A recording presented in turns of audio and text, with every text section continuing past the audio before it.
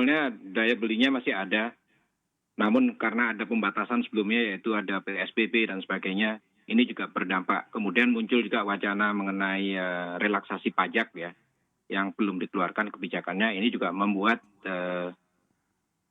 calon konsumen juga menahan diri, sehingga traffic di dealer yang kami dapat laporannya itu menurun. Mereka menunggu.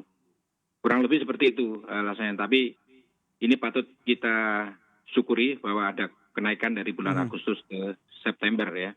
Namun ini masih sangat jauh di bawah kondisi normal sebelumnya yang dimana tiap bulannya itu bisa dilakukan wholesale kurang lebih antara 90.000 sampai 100.000 unit per bulannya. Kurang Baik. lebih begitu. Kalau kita lihat terkait dengan pajak 0% sendiri ini sudah sejauh apa ini Pak dampaknya? Karena kan banyak yang mengharapkan ini pajak mobil 0% begitu Pak.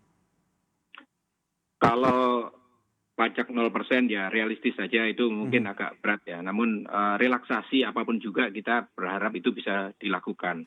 Kalau itu dilakukan harapannya adalah bukan sekedar penjualannya, tapi yang kita harapkan adalah kita menyelamatkan ekosistem industri kendaraan bermotor di Indonesia yang Mhm. sampai saat ini pun eh, utilisasi kapasitas yang ada itu belum optimal.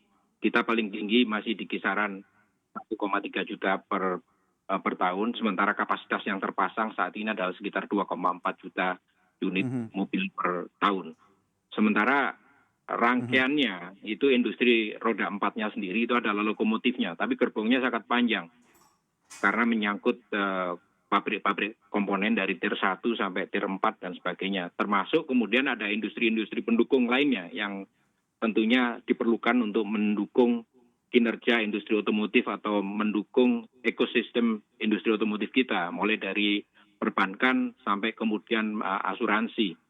Kurang lebih Mhm. ada sekitar 1,5 juta orang yang bekerja di industri otomotif langsung ataupun tidak langsung.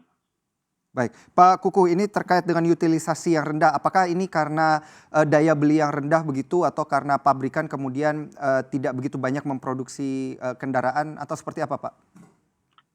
Bukan karena daya beli ya, tapi potensinya di Indonesia ini saat ini Indonesia menduduki sebetulnya peringkat nomor 1 dalam hal domestic marketnya. Kita menduduki kurang lebih 34% dari market ASEAN.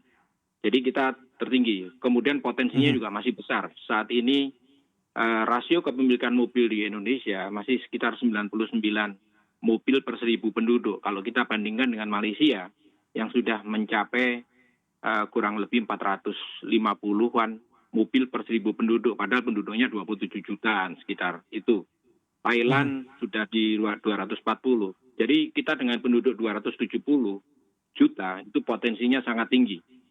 Disitulah bahwa menunjukkan bahwa ini adalah industri yang cukup strategis untuk Indonesia.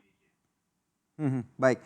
Kalau Anda lihat ini terkait dengan urgensi pajak, 0% tersebut, apakah ini nanti, apabila segera disahkan begitu akan mendorong penjualan otomotif di kuartal keempat 2020 ini, Pak? Harapannya demikian, namun waktunya Mhm. sangat sedikit sekarang karena sekarang sudah hampir mendekati pertengahan Mhm. Oktober, jadi tinggal November dan Desember.